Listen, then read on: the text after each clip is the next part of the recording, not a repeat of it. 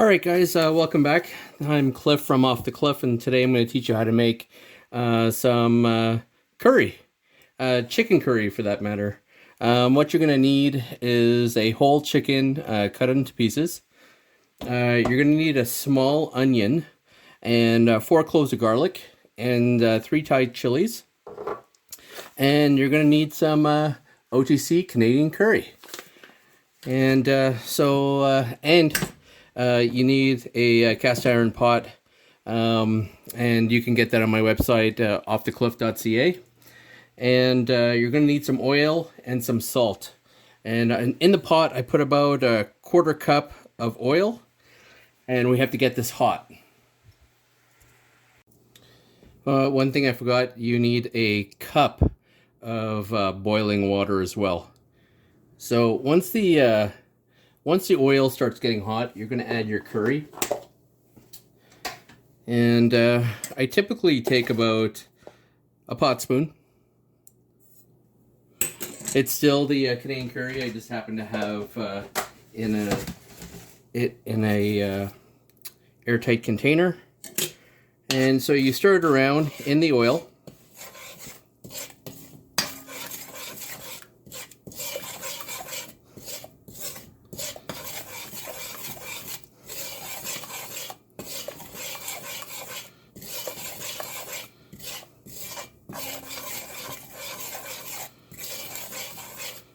And as you can see, the oil and the curry, it's starting to bubble a little bit. And this is when you add the water.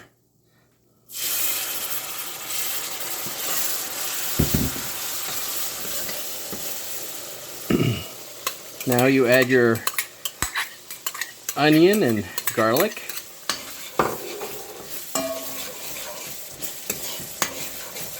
And as you can see, the curry is starting to stick at the bottom. So this is a crucial time. When it starts to stick,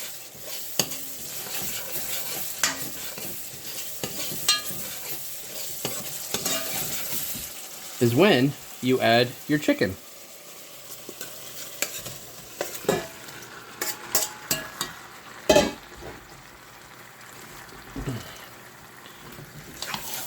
And make sure when you've got your chicken inside there that you coat it completely with the curry.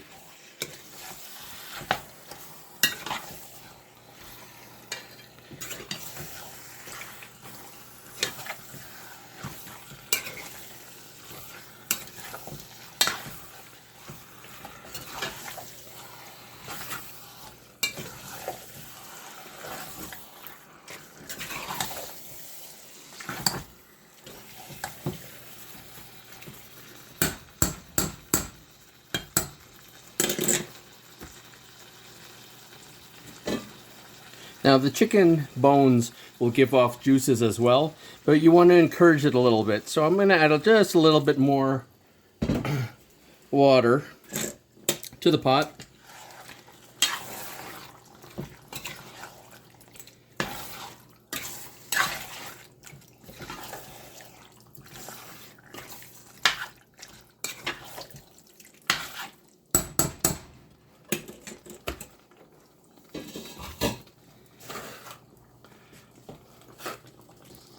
And you're going to need to put a lid on it.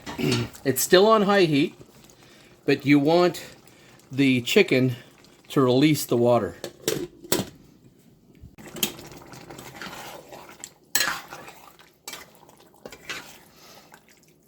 And this is not a dish that you can just walk away from.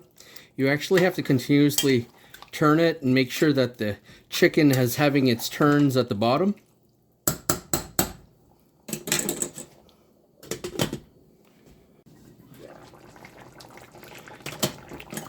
And the aroma is fantastic. Now you can, you have to continue to cook this until it's done.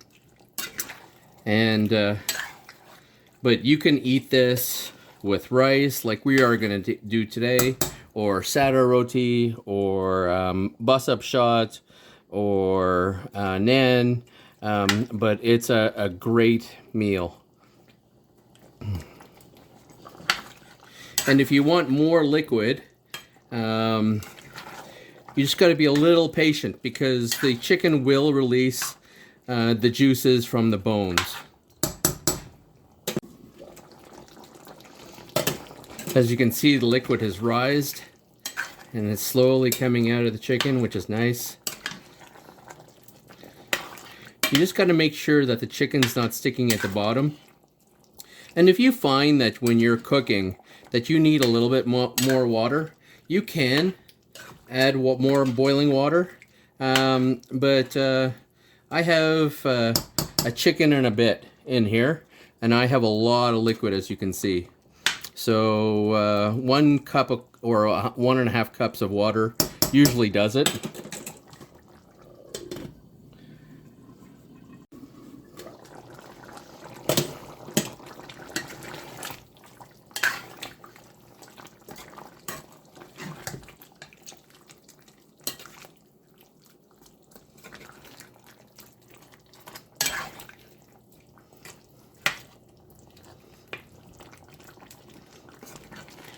And you're going to cook this until the chicken's done. Now, one little key: if you buy a whole chicken and you don't know how to cut it up, you can actually go to your butcher at the grocery store and ask them to cut it up for you, and in what sizes and whatnot. And that's the nice thing about the having a butcher at the grocery store.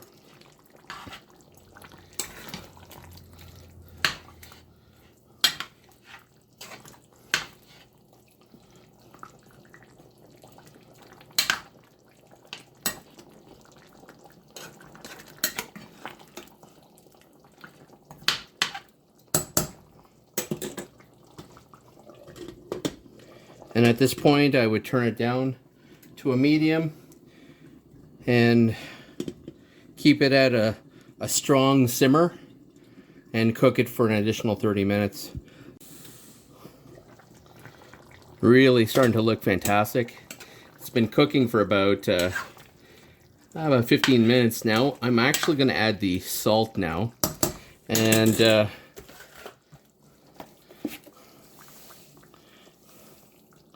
I'm going to put about a teaspoon of salt.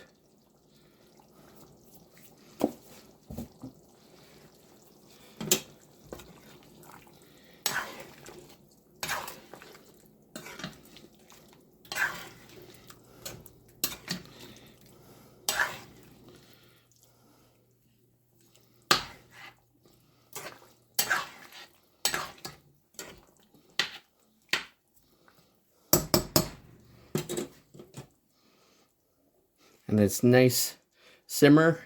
Should be a little stronger than that, so I'm going to turn it up a little bit.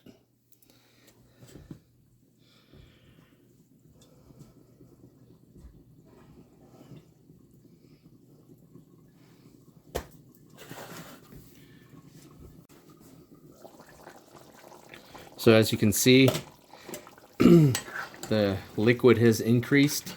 Now, if you want to have a drier dish, you can actually leave the lid off and cook it down so that there's less liquid. But because we're having rice today, it's so nice to be able to, scoop up the chicken and pour some of this gravy on the rice, all the way around the rice, and it's just so delicious. And but right now it's just stewing in the curry, and every bite that you take is gonna be so flavorful and so nice. But as you can see here, it's not on a rolling boil, but it's still at a hard simmer. And I'm going to continue to cook it on down just a little bit longer for another 20 minutes, and then I'll be done. Anyways, I hope you enjoyed it. If you have any questions, please comment below. Subscribe to my channel, and there's more Trini dishes to come. Anyways, bye for now.